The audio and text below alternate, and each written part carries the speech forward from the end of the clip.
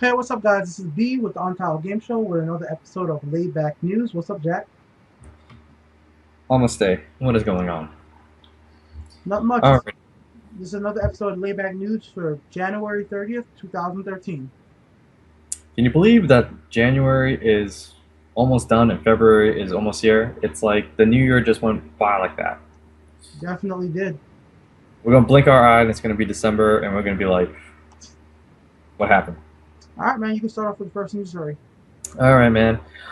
Reports are coming in from upcoming Metal Gear Rising Revengeance that VR missions will be added as a DLC.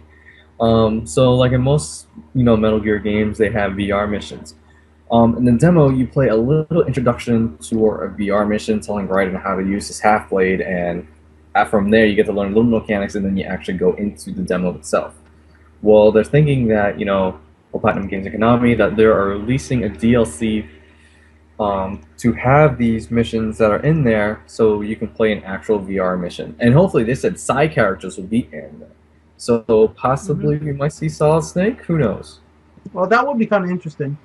Next up, we got Gabe Newell says Apple Steam's box is his biggest threat.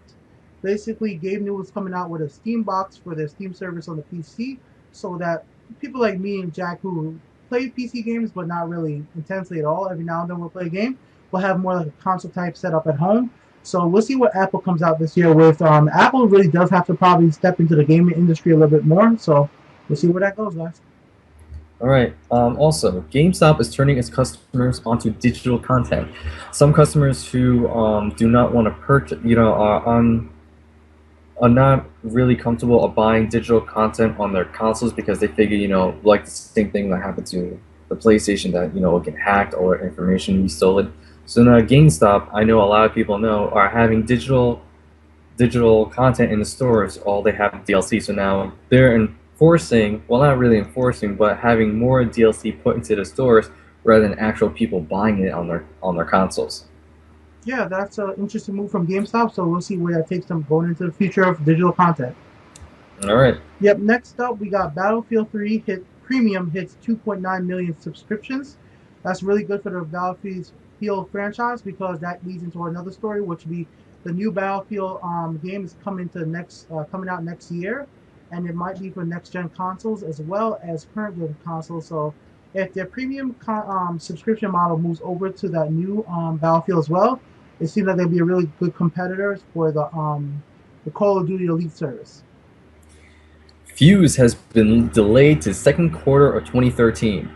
Yeah, we were shaking our heads for this because Insomniac, the studios who made the Ratchet and Clank and Resistance series, are moving on to a new project. It's called Fuse. It looks really good. It was supposed to come out sometime in March, but they said they're going to push it on to beginning of April and the end of June of the calendar year of 2013. But it was originally started to be launched in March, so probably ending on some new content to it, some new gameplay mechanics. Who knows? Hopefully, it'll be good. I'm kind of worried about this game. I love Insomniac, and I really don't want to see that studio fail over one really bad mess up. And I hope EA knows what they're doing with this Fuse franchise and make sure it's a really good game. I know Insomniac can make with great games, but we gotta see what happens. Moving on to some more EA news. EA pulls Medal of Honor out of rotation. EA has pulled Medal of Honor out of rotation during an earnings call for the third quarter of its 2013 financial year today. EA COO Peter Moore explained that the series encountered poor commercial and critical reception leading to the decision. Basically, the last Medal of Honor and the one before that, I know people like Eloso from the Chilling with the Bear really enjoyed it, but the overall general population did not say it was the best game out there at that time. The Battlefield franchise is going really well. So with Battlefield doing so well and Medal of Honor not doing as well, they really need to go back and rebuild and make a whole better game for the Medal of Honor franchise. It's so weird that you say that also because the Medal of Honor franchise is trying to keep up with the Call of Duties and the Battlefields, but Yeah. just keep on lacking that blockbuster hit that the Call of Duties and Battlefields have been getting. Hey, if I was EA, I would the guys who left the Call of Duty franchise, Infinity Ward, to come to work for EA. They were the guys who originally made the Medal of Honor franchise, so I would put them back onto that series. Respawn Entertainment, basically. Oh yeah. Yeah. This is what I don't understand, but hopefully I'll still play it regardless of anything. A torture scene was removed from Splinter Cell Blacklist. During the E3 2012 demo of Splinter Cell Blacklist, they showed Sam Fisher interrogating a terrorist, and it was pretty brutal and everything, which was pretty cool. Now they're removing that scene from Splinter Cell Blacklist because no one liked it. I'm guessing it's because maybe it's too much graphic for audiences, or what's going on in the real world. I don't To agree me, with this. I don't understand it. I I mean, mean, I agree with EA taking it out because they just don't think it's good enough. But I hope they weren't just pressured into doing it again, just like they did for Mass Effect. The ending they mm, made was the ending they made. If the ending sucked to the game, most games ending suck. Buy another game. Don't buy the next series. hopefully this won't change the overall Yes. thing of Splinter Cell. Yeah. All right. Moving on. Ragnarok Online dev acquires Studio 51's Grasshopper manufacturer. Ragnarok developer Gun Ho Online Entertainment has acquired Grasshopper Manufacture Inc. of Killer 7 and Lollipop Chainsaw fame. Founder Studio 51 and his team will continue to operate under the Grasshopper Manufacture name, and all projects already in development will continue as planned, both in regards to the development and publishing agreements. The terms of the deal were not disclosed, but Studio 51 seems to optimistic about about being acquired, saying that by joining Gunho Online Entertainment, we are aligning ourselves with a strong, established publishing force that will support our vision to the future, further create and inspire new games that are appeal to players across all the world. Only thing I have to say about this, I didn't know about this developer before, but I'm guessing they're a big developer across the world, so I hope to see what's going to happen with Studio 51. I hope they don't go close down because Grasshopper made some really great games. I would love to see another Killer 7 or games like that. Well, P&O 7 would be great, a great game to come out from them. I mean, we would like to see another one. Yep. Alrighty, so moving on forward from there, Naruto Ultimate Ninja Storm 3 just keeps on getting bigger and bigger and bigger. Now you get to play as a reincarnated Cages in new Naruto games. So all the Hokages before that, the third, the fourth, the fifth, even Naruto's dad, you get to play as them as the reincarnated form of them. Okay. God. So they're going to have some Roster is characters. probably going to be like 123 characters. I'm probably just saying that right now.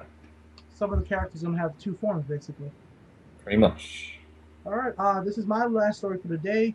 Nintendo delays Google Map and TiVo for Wii U. So this was what happened. If you were holding to check out your house using Google Map on the Wii U gamepad, you're going to have to wait a little longer. According to Engadget, Nintendo has pushed back both the Google Maps, Street View, and TiVo functionality until after January. Nintendo also faced setbacks in getting its living room service TiVo to launch on time. But while Nintendo did open up TiVo in December, now Wii TV in December, TiVo support was delayed until January 2013. Obviously, the month is about to be over and you're not using that DVR with your gamepad quite yet. Nintendo is now planning for an early 2013 release date for the TiVo functionality for the Wii U gamepad. This just shows another problem I've been having with the Wii U. If they can't get the DVR functionality, the second screen functionality just to work, what about games? You know, what about the games? If you can't get the little menu stuff for the games to work and getting content from publishers, video game publishers, and the media publishers, uh, they're not convincing me to buy Wii U. Just sounds like bad news all around. If they I don't could have, know. Is this the fall of the Wii U? I mean, it's too early for me to tell, but I mean, yeah, we like haven't seen great innovation so far. basically, it's not convincing me to buy it. That's all. Go ahead, Jack. Well, the last Nintendo news that I want to talk about is the game of February that's going to come out within a couple of days, Fire Emblem Awakening. So far, what we've been hearing, it's been getting great reviews everywhere. IGN gave it a 9.6. Joystick gave it a 4.5 out of 5 stars. That's how they do the metric scale. So far, and then from other websites that I've been seeing, they're giving it a really good score. They're saying this could be one of the 3DS games that you really want to put into your library of 3DS games. So, that's indicating that I think this is going to be one game that it's going to be really fun to play on a 3DS. Okay, just one more quick little headline. Killzone Mercenaries just got released by the developer Guerrilla Games, so we'll see where that goes. Sony has announced that Killzone Mercenary will hit the PlayStation Vita on September 17th. In a post on the PlayStation blog, Guerrilla Games producer announced the game plus the game date plus provided a look at the new gameplay trailer. So if you guys want to see a trailer, we'll try to get it up for you later on today. All right, guys. All right, and last and not least, we have one more news to leave everybody saying why. Injustice might have Hawkgirl. That's good, but they might have Aquaman. If we had a cricket right now, that's what we'll be hearing. No one wants to play with Aquaman. If anybody has a problem with me saying that, write to me. Just tell me what is wrong with Aquaman. I do not want to fight with Aquaman at all. Yeah, definitely, man. The last Aquaman game I played was the Aquaman game that came out. That thing sucked, so hopefully they'll make Aquaman at least a little tiny cool, just like they did for the Justice League animated show. We'll see where it goes, It's gonna guys. throw a dolphin at you. That's what's gonna. All right, guys, it's been another episode of Layback News, which chilling like always. Don't take it too serious. We'll just read some news stories. See you guys tomorrow, man. It's been an episode for January 30th, 2013. Peace.